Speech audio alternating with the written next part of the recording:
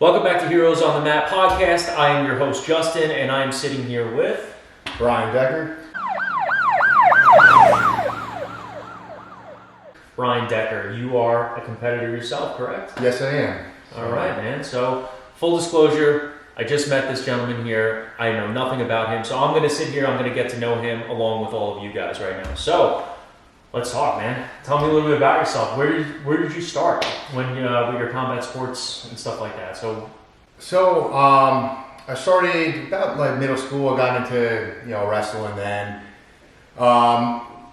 Started wrestling in middle school, wrestling in high school. Wasn't the most consistent wrestler. I was kind of a inconsistent child to say the least. Where I didn't take it as serious, but I got to wrestle. So I don't have like a really good high school credential of like a background, but I realized like after my senior year, I was like, I kind of had some wasted talent. So I wanted to put it towards something else, right? So I was very big into like trying to self-train myself. I used to watch a lot of Boss Ruben videos, his self-defense videos. So like the one where he does the dankity-dankity-dank. Yeah, I'm sorry, I'm going to have to break your leg.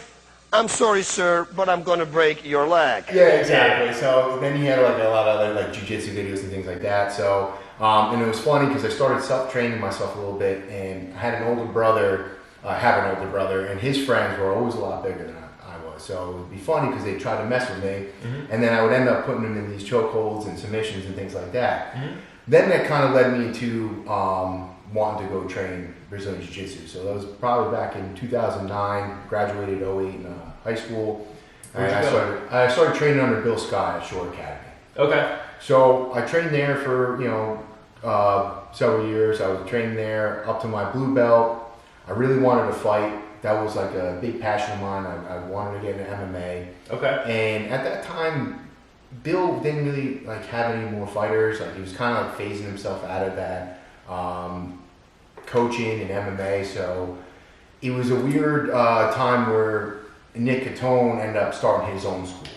The big one, right? Yeah, well, it was before he got into the huge school. It was his smaller school over in one of the plazas in Brick.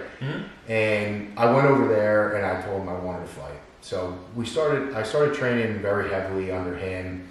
That was around 2011-ish. I started getting into MMA training, like really getting into boxing, Muay Thai, Jiu-Jitsu. So you were already a blue belt at this time? At this time, because I did get my blue belt through Bill Scott, so I went over to Nick's as a blue belt. As a blue belt, okay. And at the time, you had, the only striking that you had was self-taught stuff? You never Pretty did much. anything, really? I dabbled a little bit at the Brick PAL. Okay. Just to kind of get some kind of base going, but I didn't take it super serious until I started going to Nick's, and then we started training a lot more, like hands training, boxing, Muay Thai, things like that. So. Was there anything specific once you started that you felt as though you were better at? Were you better at striking? Did you feel as though that you gravitated more towards just jiu-jitsu still? My ground game was definitely better than my hands. Like I would set things up. I'm a big Dan Henderson fan, so kind of like set things up where I keep that right hand close. Throw that jab, the overhand right, and then look for the takedowns from there. That's all! So I was definitely more of a ground fighter over the stand-up game. Okay. So I was training at Nick's for quite some time, and helping out with his fundamental jiu-jitsu class. My brother Kyle was a big training partner of mine. We were honestly, he was the best training partner I've ever had. So it's. And you said he was physically bigger than you even at this time, or who, my brother? No, he's actually a little bit smaller than me. I'm actually my friends used to my brother's friends would call me Little Bigger Decker. That's what they used to call me. So I would train with him very heavily, and then I ended up having 4 total MMA fights under Nick. So I had a record of 3-1. I had 2 submission victories. I had split decision loss and then a unanimous decision win. So that was my MMA career. So let me just pull back a little bit for that. So you went and started training at Catone's in mixed martial arts because you wanted to fight, right? Yes. And you already had experience. You were a blue belt in Brazilian Jiu-Jitsu, which was that gi or no gi? So I competed a lot, gi and no gi.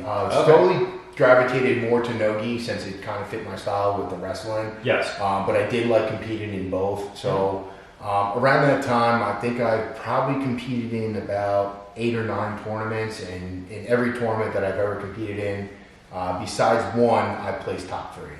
So, Oh, that's great. Yeah. Okay. Was it Naga? So I did tournaments such as Naga, Grappler's Quest when that was still a thing, the New Jersey Brazilian Jiu-Jitsu Federation. So those were the tournaments that I dabbled in. Okay. What weight were you? So at that time, I competed either around, it was like 170 to 179, and then I did some tournaments at 180 to 189. Did you have to cut down at the time? Very little bit. The 180 to 189 at that time, I didn't cut any weight. Okay, so it was around your Yeah, so I tried to keep it where I didn't cut a lot of weight. Okay. And then when I was fighting mixed martial arts, 3 of my 4 fights I fought at 168, and one of them was at 161.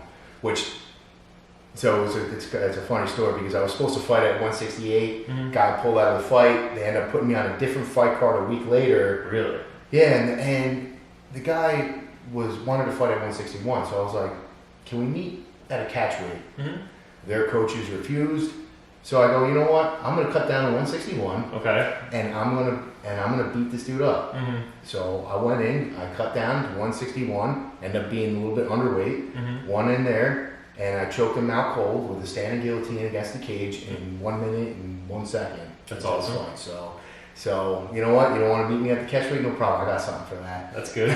That's awesome. That's awesome. And that was which fight? Was that your first? That was my second fight. That was your second fight. Yeah. And with these fights, they were technically amateur fights? They were everything that I ever fought was amateur. So it was amateur rules. Yeah. Right. So what time, did that entail? Like what was the difference between that and professional? Because I know there are differences. Difference was you had the shin pads, and okay. At that time you weren't able to ground and pound. So if you got to the ground, no strikes to the head or face at that time. So you can knee to the body and things like that, and everything was more of submission base if you got to the ground. Okay, but in stand-up though, everything's the same. So elbows, everything. Yeah. No elbows in amateur at that time, and there was no head kicks at that time. Okay. Yeah. All right. So again, a little bit of modifications to the rule set.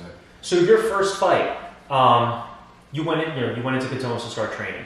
How long were you training in mixed martial arts before you went into your first amateur fight? I want to say it was about almost a year before I got into my first fight. So you had a year of training? Yeah, had like another year of training. So when you went in there though, when you went into Catones, you went in there with the idea of like, I'm going to fight. Yes. Oh, so I told him. So right away. Yeah, I told him that I wanted to fight. That was my main purpose of coming to the school. I wanted to fight. Okay. So that was, the agreement that we pretty much had, like going into it. And then as I was training there longer, I was helping out with this kids program, things like that. So we kind of had a thing where it's like, all right, you help me out, you train here, pretty much for free. And, I was there pretty much like 4 hours a night just training, after working full time. Jesus Christ. So yeah, it was a good time, Wow, man.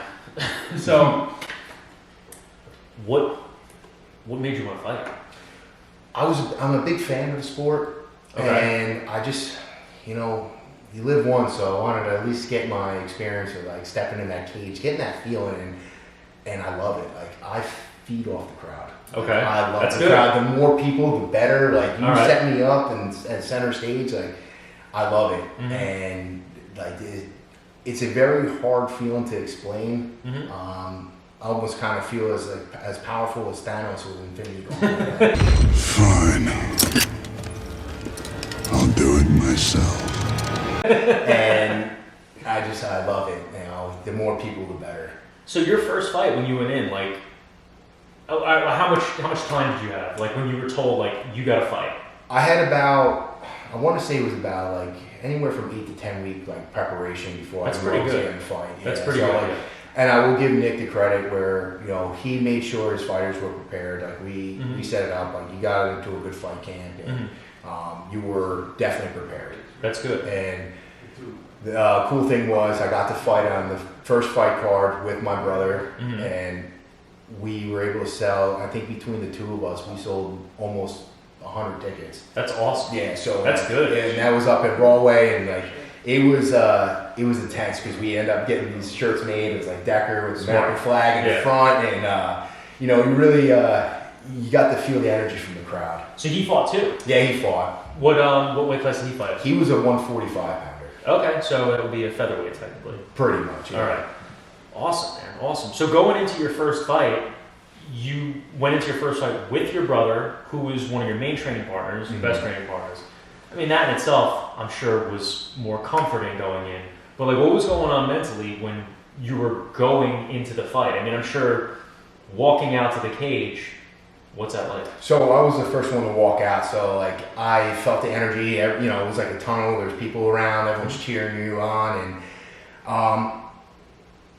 I felt no one could stop me.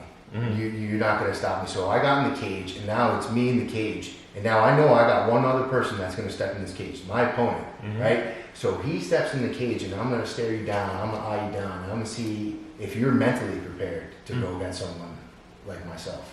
And it's a different feeling. Like it's amazing.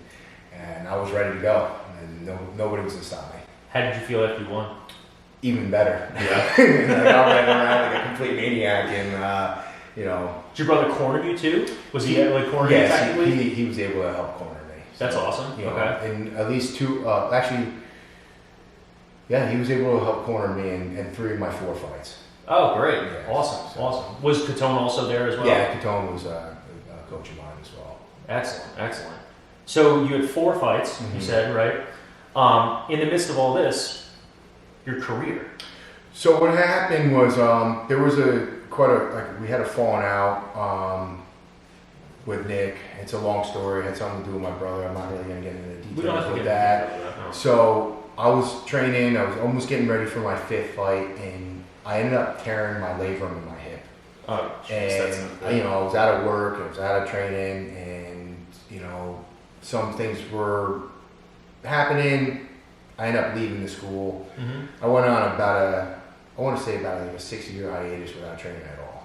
Really? So I ended up actually getting my purple belt in 2012. So I've almost had, you know, purple belt for quite some time, and You're a purple belt right now. I'm still a purple belt, just Okay. inconsistent training. So I went about 6 years without training martial arts. I kind of was burnt out, you know. And I ended up getting into the police academy for the New Jersey Department of Corrections back in November 2015. Okay. So, you know, I was going to try to get back into training. You know, I dabbled a little bit, you know, trying a different school. And at that time it was Madama, so I tried to get there. I almost wanted to try to fight again, and it just didn't work out. And Josh was the Josh was head the coach there, over there at that time. Yeah. And just didn't work out. So it is what it is. Try to keep training, inconsistent, injuries just kept plaguing me. Yeah. And I kind of just like almost fell out of love with it. It happens. Especially when you And get burnt out. It's so understandable. I left Madama. I ended up trying to go back to Bills. I was going to Bills for a little bit here and there. Again, the injuries just kept, piling up, neck injuries, Yeah. things like that. And it wasn't until a little bit more recently, and I'm gonna say it was like around June of this past year, Okay. where Of 2025. yeah, 2025, and I needed a change, and I went back to it's now the Academy of Jiu-Jitsu. You know, Corey Yeah. is one of my instructors there. He's a main professor, and I know him from working in the Department of Corrections. So Okay. I've known him for almost the beginning of my career. We Okay. worked a little bit together in the prison, and I needed a new spark. And then my wife started training Jiu-Jitsu. She trains currently under Pellegrino MMA. Oh, under Kurt. Yeah, so Okay. she started training back in August. They kind of introduced like a women's only, Jiu-Jitsu. Check it out for the month of August, and women can train for free for the promotion. She loved it, fell in love with it. She started training heavily. She did a tournament in November, and I saw the competitors around. I felt the atmosphere, everything, just the mats, and I got a new spark. Okay. I wanted to compete again. I didn't know where I wanted to compete, how I wanted to compete, what organization I maybe wanted to do. Mm-hmm. But I'll give her the credit because she gave me that spark to want to compete again. Okay. And it was awesome to be able to coach her and just be there for her. And she's been the support for me as well. We've been together for almost 9 years. So wow. Yeah. Married for 9 years? Not married. We've been married for our anniversary's coming up, so it'll be 4 years in next month. So that's awesome. So I got that spark again, and when I found out about Heroes, how did you find out? Well, Brian Newman, I knew he was a competitor there. He's one of my training partners. He's a really good guy, mm-hmm. and I've seen it on Instagram and I've seen it around social media, and I'm like, and grappling promotion for first responders, mm-hmm. An all-out first responders, you don't see that. It's genius, honestly. It's a brilliant idea, it's brilliant. Right? So I thank Joe for allowing me to be a part of that. But when I saw it, and actually a buddy of mine, Tim, he messaged me and sent me the fight card that was happening in Wildwood. That was the Heroes on the Mat 5. Yeah. Right. So it was at the Mud Hen Brewery down in Wildwood. So he sent me that, and I was like, you know what? I think I'm gonna try to do it. So I went on the website, filled out whatever the information that I needed to do. Okay. I reached out to Corey. I was like, hey, I want to do this. If you feel like I'm not ready, I'll respect whatever decision you have. You let me know what you want to do. I want to represent the school, and I want to compete again. Yeah. And he goes, I feel like you're ready. Just keep me in the loop of who you're going to be competing against, and we'll go from there. And Joe reached out, texted me. We got a matchup, and the original matchup was against a competitor named Rami that unfortunately ended up getting hurt prior to us competing. Oh, that's rough. And I ended up getting a new opponent, and didn't matter to me. I just wanted to get back on the mats again. How short notice was the new opponent put in? I want to say it was a couple of weeks. It was a little bit of time. Nothing. Right. It wasn't a couple of days before or anything like that. But again, didn't matter. Mm-hmm. I usually don't research a lot of competitors. I don't, care that much too. I trust my training partners. I trust my ability. Okay. So originally, when I was supposed to go against Rami, a buddy of mine that I work with in the department, he was doing all the research and watching. I guess this guy was a really big competitor, and he's good. Mm-hmm. So we worked on a lot of the stuff that he does, and then so happened to be that hey, I got a new opponent now. Yeah. So when I did the match, it was amazing. It was great. Yeah. How did it go? So how the match ended up was so I ended up going against this guy Dalton Jones, and he had a very similar style, very heavy, aggressive wrestling type style. Mm-hmm. And we went at it like battering rams. We just went at it. That's awesome. It was a stand-up fight. And what sucked a little bit about it is there was limited mat space, so you get in on takedowns and you start to run them out. You get stopped and you got to reset. So I ended up losing the decision to him. We end up getting fight of the night. It's awesome. Some people may say that I won. Some people will say that he won. Okay. I'm not going to be a sore loser about it because it's just not my style. Mm-hmm. But I had to step back on the mats, to see all the competitors, to see all the fans, to see everybody that's there to support law enforcement and first responders and things like that. It's you guys make us want to even compete more. Yeah. And I just felt that fire again. It was amazing, and it felt like I didn't lose a touch. And that was the first time I competed in 13 years. Jesus. Yeah. So it was a great time. Okay, that's great. I mean, so you went out, you competed. I mean, it was close, like you're saying. It was a close match and everything like that. After that was over, did you immediately want to go back in again and compete again? What was your mindset? I would have gone 2-3 more times that night. I would have competed. I love it. It's fun. Mm-hmm. But you know what?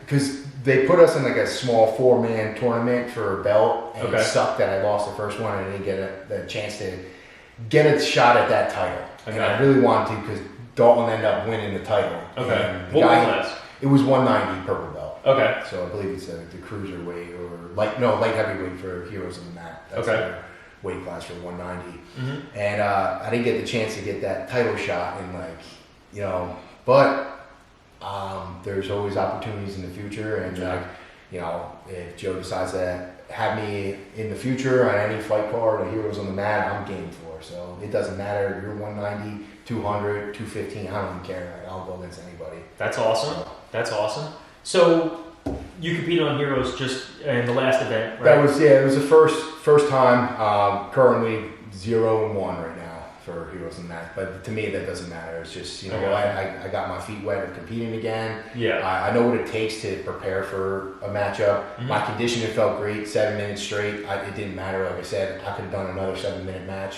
Mm-hmm. I felt like I was well prepared in that aspect. Now that I know that the mat is a little bit smaller and it's up elevated, because I've never competed on an elevated mat before where there was no cage. Like I've competed in a cage, because of fighting. Yeah. So at least there was like some kind of barrier that could stop you from going off the mat or anything like that. Mm-hmm. So it was cool to see this style. So all right, now I have some film on myself. I know what I can do and adjust some things differently to compete in the future matchups, and I'll do what it takes to I'm gonna win the next time. I'm gonna eventually get that title. So it awesome. doesn't matter. So like I said, 190, 200 doesn't matter. So you're planning on doing it again? I plan on doing it again. Okay. I know there's a fight card up in April 26th. Mm-hmm. Put me on the card, Joe. Like I'll go against anybody. It doesn't matter. Dalton, you got that belt. You got something I want. I would love to take that rematch. You know what? And if I beat you, I'll give you that immediate. When I beat you, I'll give you that rematch, and we'll settle the score best out of 3. I like that. We're looking at a trilogy already, man. Yeah, that's good. So take me through a little bit about the job. I mean, so we talked about fighting. We talked about your training experience with jiu-jitsu and stuff. You said you got into the Academy for Corrections. Yes. Correct? So I worked for. What year was that? That was 2015, you said? 2015, I got in the Academy, graduated Academy February of 2016. Okay.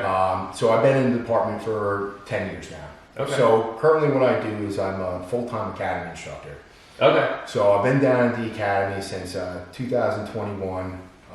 Currently now my role is a senior defensive tactics instructor, which that means is I help run the defensive tactics program for all the new recruits that come into the department. Okay. So it's a 2 weeks worth of hands-on training where you got various martial arts, boxing, Muay Thai, wrestling, jiu-jitsu. Okay. And I'm very happy with how the Police Training Commission has been able to adopt more of a jiu-jitsu based program. It's very smart. Because the way things are, the way public looks at law enforcement and things like that, you got to know, you have to know some kind of jiu-jitsu. Yes. And if you're a cop and you're out there, there's no reason why you shouldn't be training. And I try to stress to these new recruits now that all you have inside the institution is a can of OC on your belt, and that's it. Mm-hmm. If you got to talk, and if talking doesn't go your way, you're going to end up going hands-on with someone, whether you have to put someone in cuffs, or if they want to be a combative person, you got to take them down. You're going to achieve your law enforcement objective by applying handcuffs on that person when you gain compliance. Yeah. And what we teach in the 2 weeks, to me personally, it's not enough. So I stress to them, further advance your training. That's been my motto for the Academy. Yeah. It's my motto for these guys. I make the trainees do homework where they will go home on the weekend. They will research at least 5 gyms in the area that they live in. So there's no excuse that you couldn't find a gym. Agreed. And I have them handwrite the gyms and the address where they're at. Because you just told me that you know where there's 5 gyms located near your house. What's your excuse? Yeah. There is none. There is no excuse. All right, so you're going to be making good money, train. Yeah. Because to me, whether that gym is anywhere from $100 to $200 or even more, I think that's worth my life. I agree. $200 a month, definitely worth my life over what? Because you're going to save a couple pennies. Come on, man. It's you have to start training. Yes. You have to, and just the way things are scrutinized on camera and things like that, a grappling base is what's going to protect you. Yeah. So you can control someone without throwing a single strike at them. You're gonna know your job, and you're gonna be able to achieve that law enforcement objective. Yeah, absolutely. So I've been able to, I work with a really good group of people that help me out with the defensive tactics program, and, you know, we're able to put in, you know, hours and hours of defensive tactics training for these new recruits. Is the camera okay? Okay. So that's awesome. I mean, but you said you went into corrections. Were you working in a jail before you started actually? Yeah, so tell me about a little bit about that. So the first 5 years of my career, and even a little bit more, and then I worked over at Garden State Correctional Facility out in Yardville. Okay. We deal with a younger group of adults, so the age range is like 18 to 25. So you're getting adults that act like kids, so they got something to prove. These inmates have something to prove, so you have to gain a level of respect with them, as they're going to respect you. Yeah. But it's how you carry yourself too. So if you carry yourself in a way where you're, one, not afraid, and two, if they're going to want to fight. Yeah. And if they do fight, you got to know what you're going to do. So I had years of training prior to the department. I had the confidence to go in knowing that if it got physical, or if we got hands-on or anything like that, I can achieve a law enforcement objective by taking someone to the ground, being able to call the, you know, proper codes or anything like that for response to show up, and at least survive, right? Because I know there's not a single inmate that's out there that can last 7 to 10 minutes on the ground with me. It's not gonna happen. I don't see it. That's awesome. So, does it make you feel more comfortable too in your skin, I'm sure, like being in the jail? Because I mean, if you're in a jail, I mean, I've never been in a jail. I've never been in a jail. I've seen a lot of video footage of stuff, of course, and it's the energy in there is, at least from what I can tell, it's rough, it's dark, and you got a lot of people around you that probably don't like you. Oh yeah, I mean, So- they definitely don't like you. Yeah. But again, it's how you carry yourself, and you learn to gain respect from them. But what I tell even the new recruits now, and you know anybody that's in law enforcement, is you have to train yourself to be comfortable and be in uncomfortable positions, and that's what jiu-jitsu will teach you. Agreed. Right? When you first start in jiu-jitsu, you're going to be uncomfortable. You're going to get people that are going to smother you in positions that you can't get out of. You're going to be forced to tap out or anything like that. So there's no tapping out inside an institution. You can't tap out. So you might as well start learning how to do it inside a gym, and then learn to be comfortable in that uncomfortable position. So That's a good way to look at it. yeah. So yes, I was very comfortable going into the institution because I trained with a lot of good people.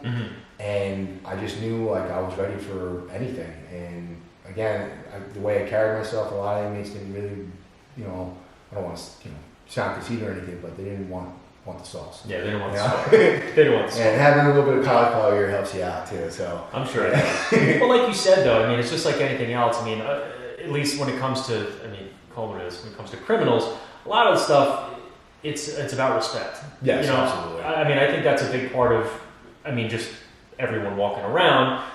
If someone feels disrespected, you know what I mean? But like you're in there and you have to watch these people, like you said, it's almost like adult toddlers at this point because they almost feel like they got something to prove. You know what I mean? So you have to gain their respect and vice versa pretty much, hopefully without throwing a punch or having to tussle with anybody. So working with inmates, I'm sure is not easy. What is it like going, because you don't have a phone as far as I'm concerned, Well, right? You're in a prison. That's right? the biggest thing when you got like newer officers that are coming in. That this generation is so reliant on utilizing their phones, and to me, lack a lot of social skills. Agreed. So now, when you're going into a prison where a phone is contraband, you can't have it with you. So now you have to learn how to talk. Yeah. Right. So you have to talk to these people. Yes. Right. And you're gonna have to talk your way out of certain situations because there's gonna be times where you're gonna have a lot of inmates out, and you're gonna have to gain the respect for them to lock into their proper cells. So you have to learn how to talk and have some kind of authoritative voice, and a stance, and the way you carry yourself. And if you're soft spoken and things like that, these inmates aren't going to respect you. You got to have some kind of authority, like constructive authority or something to present yourself in the prison. So You want to compete again, obviously.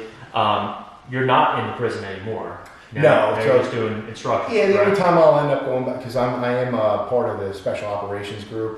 They have like a part-time group that's called CERT, stands for Correctional Emergency Response Team. So if there's like situations where we end up doing like any kind of mass search where we have to clear units for another team that goes in and searches, we'll do some search and rescue missions that help assist with like state police. We have World Cup coming up in June and July, so we're going to end up assisting with that. So Awesome. usually the only time I'll end up back in the prison is working with SOC. But as of right now, my sole duty is academy, training the future of the department, you know, try to get to these guys. Even if one trainee comes up to me after they graduate, it's like, I signed up to a gym. That makes me happy. Because you taking something that I'm very passionate about, right? And you were able to now put it towards your life because you're going in there not only for yourself, whether that individual has a family, kids, things like that, you're going to protect yourself and them. So if I can reach one trainee out of an academy class, that makes me happy. So I'm just trying to get out there, any law enforcement that, you know, if you're not training, start training because it's going to be the best thing for you. And it's going to help with mental health too, because you know, every time I leave the gym, I feel fantastic. That's good. You know, I get that stress out. You know, if something's bothering me that day, I get to roll. It's the only time that you're able to, you know, legally go and like, you know, get beat up or beat up your friends, you know, and shake hands afterwards. It's like, it's just one of those sports. It's like, it's hard to explain. If you don't do it, you know, you got to get in there. Well, I mean, the community that's behind Brazilian Jiu-Jitsu, I mean, there's a reason why it's grown so much over the past, you know, 30 years. I mean, pretty much it was introduced to the public with UFC 1 by the Gracies, and not many people really knew about it at that time, and pretty much no one knew about it, especially in the United States. And now, I mean, amongst mixed martial arts, I mean, Brazilian Jiu-Jitsu has grown so fast, so quickly, and every day, you even said it yourself, I mean, you can go online, you can find 5 schools really close to you pretty much. Wherever you are. I mean, that in itself, I mean, it definitely shows that the sport has grown exponentially and it just keeps on growing. You know, you're training the up-and-coming officers and now you're also getting them to go and join these gyms to let them know, like, you know, you shouldn't just do this, you know, just because you have to. You should do it because you want to. Exactly. And it's better for you overall for the job to keep you and whoever it is you're tussling with, everybody safe. Yeah. Especially, like you said, with the scrutiny that goes on now with body cams and, you know, a lot of people not knowing what they're doing. When you know jiu-jitsu, you know what you're doing. Like you said, you can control someone without throwing a single punch. You ever see that video of Matt Serra when he was tussling that drunk dude? And he was playing with him like he was a child. It's satisfying where you can control somebody at will without having to actually physically hurt them. You can just, you know, control them. And it's what we have to do anyway to achieve our law enforcement objective. We got to apply handcuffs. We have to gain control. We have to gain compliance. And what better way to do that than, you know, wrestling or jiu-jitsu, right? So, you know, if you're a wrestler that's definitely law enforcement, get into jiu-jitsu because you already got the foundational base that you need for grappling. Absolutely. You know, I would say wrestling is superior to all, but, you know, maybe I'm biased because I wrestled. But you learn how to take somebody down and you can control them, and then you just further advance your training by getting into one of these schools, and you're just going to better yourself. Absolutely. I mean, I can't disagree with anything you said when it comes to that. And what the cool thing is now about the jiu-jitsu community and what I've seen, because like you said, I've been around in the game for a little while, is there's a lot of cross-training now. Where there's gyms that don't get as upset for you to go train at a different gym. Like say if I was, you know, I'm training at the Academy of Jiu-Jitsu and I go train at, you know, Pellegrino MMA, right? I'm not going to get, you know, oh, why are you going to train there when you should be at the school? Like, no, like that's not how Jiu-Jitsu should work. Like, especially now we got the NJLEO, the BJJ, you know, they host these open mats for law enforcement. There's no excuse. There's free training. Like, that should be your introduction. It's all over social media. Get out there, train these schools. They do it all over the state. And you're able to cross-chain at these gyms with no scrutiny. Like, nobody's going to be like, you know, oh, you're disrespecting the gym by going to train over at this place.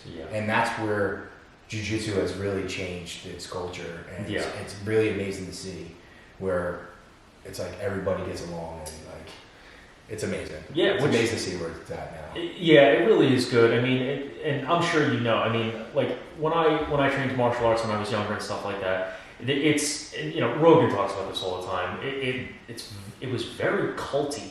Yes, very yeah. very culty. Like you said, I mean, if you went to another gym or God forbid you asked another instructor a question, then this person feels disrespected. Like, what, you think I don't know everything and I don't know what? Like, well, no, I want to go learn something different too. Yeah. I mean, that's completely normal. Like you said, I mean, you go to different gyms, you get different bodies to work with too. I mean, you're not going to get better if you're working with the same person every single time, rolling with different people constantly and learning different things. And that's the only way you're going to get better. Well, that's the thing. It's like you train with your same people at the school. You kind of learn their style, and then you kind of adapt. Like, I know he's a leg guy. I know that I have to defend the legs. Right? Yeah. I know that this guy's a big wrestler, so maybe I have to adapt something a little bit different. I'm not one for guard pulling, but if I in training maybe I'll do it, but very rare you're gonna see that. Okay. And I can guarantee you this: in competition, I'm never pulling guard. So if you're a guard puller, it is what it is. I'm sure spectators would really appreciate whatever. that. So that's why the match Dalton and I had is we were pretty much identical in the style we had, and like you said, we were both going at it like battering rams. So neither one of us was going to pull guard. So it was either who's going to get the takedown, and it just was 7 minutes of just beat each other up, and That's awesome. it was a fantastic experience. So That's great. I just love to see.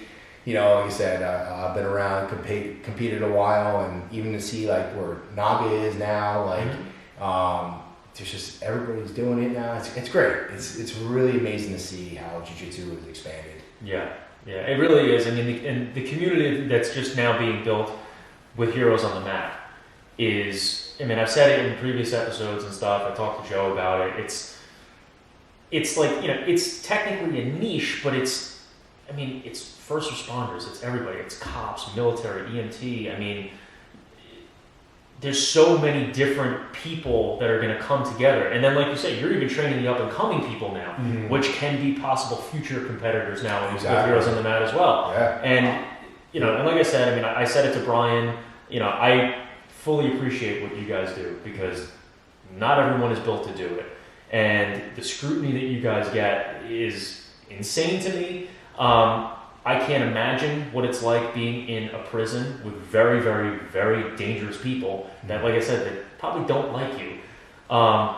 There's a certain mindset and mentality you have to be able to do that. And I appreciate it. I hope everyone else does. And, like I said, God bless you for doing what you do, man. I really appreciate it. And, it was nice getting to know you and sit down with you and learn about you. Yeah. And, I want to do this again, maybe after your next match with Dalton. Yeah, we'll see. If Dalton accepts, or if he's healthy and available, give me that title shot, man. I think I deserve it. It was a very close match.